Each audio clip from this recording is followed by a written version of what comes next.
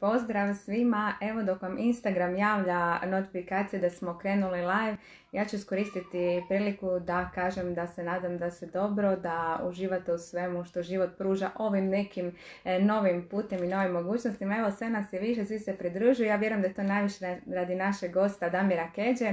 Evo čim vidim njegovo ime na ekranu, odmah ću kliknuti tako da podijelimo ovaj ekran i da mi moj gost konačno dođe u goste. Sigurna sam da ima puno toga zanimljivog za podijeliti, imam jako puno pitanja i evo nam Damira, samo čekajte sekundu, evo sad ćemo go. Hvala svima što ste uz nas, hvala što nas čitate i više nego inače, nadam se da su vam naše teme dobre i korisne, ako vi imate neku temu za predložiti javite, a sada Damire, Ćao, Bog. Podijelilo nas je, ja tebe malo sad slabije vidim, ali dobro je, Bog. Dobro je, reci ti meni prvo kako si. Kako sam? Ja sam odlično. Cijeli dan danas napravio sam si mali kućni studio i onda snimam po cijele dane. Napravio sam 3 nove snimke i jedva čekam da to podijelim s ljudima. Vjerujem. Reci mi, Zagreb, Rijeka, Krk, na kraju si ipak u Rijeci, je tako u ovom periodu? Pa da, tu živim, imam stan u Rijeci. Volio bi da mogu ići na Krk, no međutim nije baš moguće. Sve je nekako stalo, ali moram priznati da je prvih 10-ak dana bilo dosta turbulentno. Treba vremena, mislim da se čovjek privikne na svako nekako novo stanje. I mislim da je potpuno bilo normalno i jest cijele dane i stalo do frižidera, ali sve se sad nekako smirilo u trenutku kad sam dobio taj program, laptop, zvučnu karticu i mikrofon, ja ko da sam se preporodio. Ja sad ne bi izlazio van iz kuće, ja bi sad snimao po cijele dane.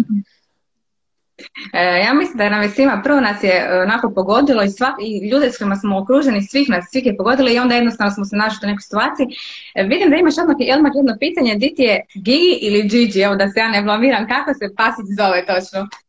Gigi mi je upravo ukrala, Gigi je upravo ukrala čarapu.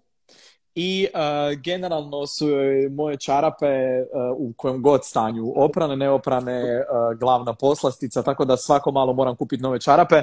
U ovoj situaciji to baš onako je malo otežano, ali to je nešto što je onako dozvoljavam, ajmo reći. Tu je, ona je uvijek tu. Otišao sam danas na sat i pol vremena van iz kuće, otišao sam do dućana kupiti za Uskrs stvari i to.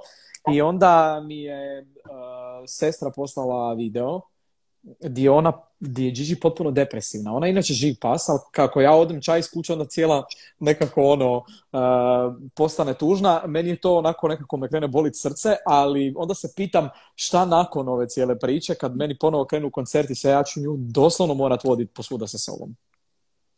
Ali znaš šta, evo, dok mi pričamo, ja pratim te komentare, oni su na tom dijelom ekrana, mislim da je tvoj pas zvijezda za sebe, tako da, definitivno. Jel' tako? Definitivno. Ko zna šta vas još sve čeka. Reci mi, je li ti ipak lakše, evo i sama imam psa i samo taj neki osjećaj da idem prošetati, da sam malo na zraku, naravno social distance velika, s nikim se ne družim, koliko ti pomaže njezino prisustvo i evo prilika da samo može izaći malo mozak na pašu?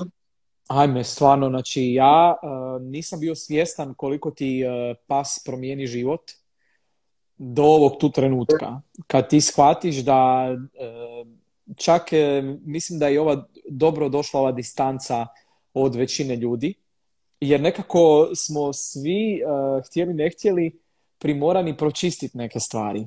I meni recimo to jako dobro došlo, jer točno vidim možda s kojim se ljudima više toliko ne čujem, s kojima se čujem i dalje i to mi je prekrasno.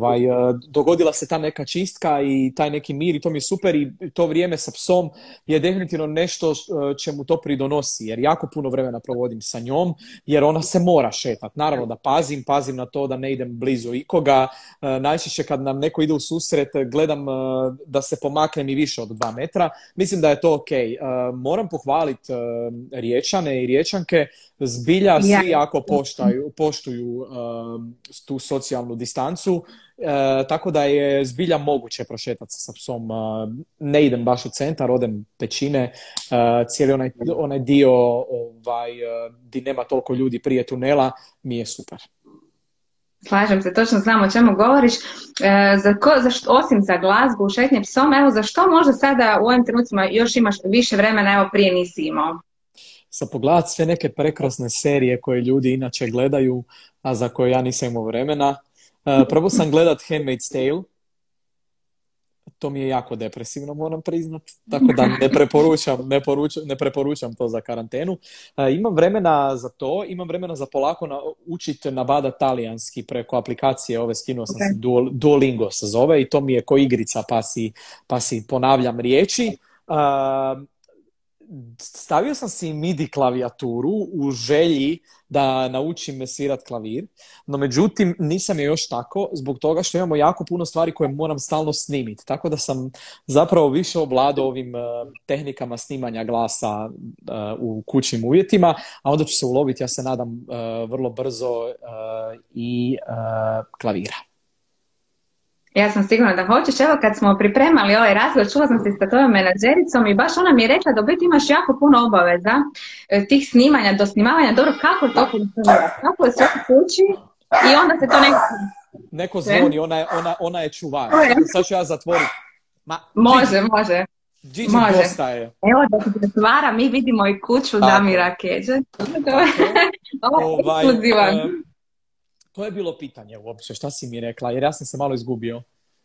Sve ok, znači evo, čula sam se s menadžericom, ona je rekla da u biti imate puno obaveza. Da.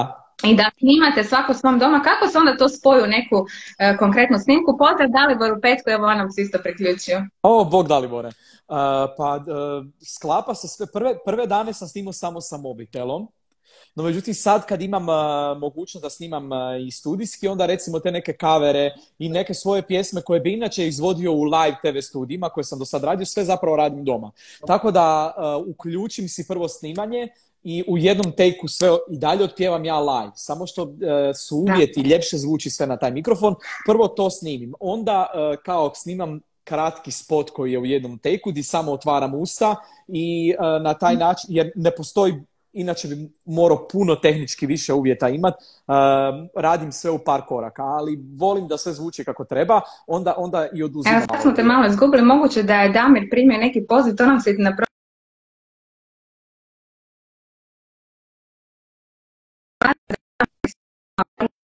meni se onaj gumbić vrti, nemojte nas izgubiti, ja pokušavam, evo Damire, malo smo te bili izgubili, ali nek si ti nam opet tu zajedno sa nama. Ok, pa ja više zapravo tebe gubim. Svašta. Dobro, vidiš, morat sam pitat kako. Da, meni ti signal pun, pa sad ne znam. Da. Ajde sad čekat ćemo malo da se ustabili. Čuješ? Može. Je li ok sada? Da. Jel vidiš ti mene, čuješ? Pa malo mi se... ajde, hoćeš da ja se iskopčam pa se ponovo ukopčam. Može tako? Čekaj, ali imam jedno pitanje pa ti odgovori dok pa ja ako nestanem nema veze. Može, reci. Reci mi šta je sa pjesmom za Euroviziju? Šta je uopće sa Eurovizijom ove godine? Eurovizija je otkazana. Postoje sad nekakvi planovi za neke stvari o kojima još ne smijem pričati, koje su jako lijepe, no međutim Eurovizija kao Eurovizija ide sljedeće godine i svaka zemlja će znači poslati ili novu pjesmu ili potpuno novog izvođača i novu pjesmu.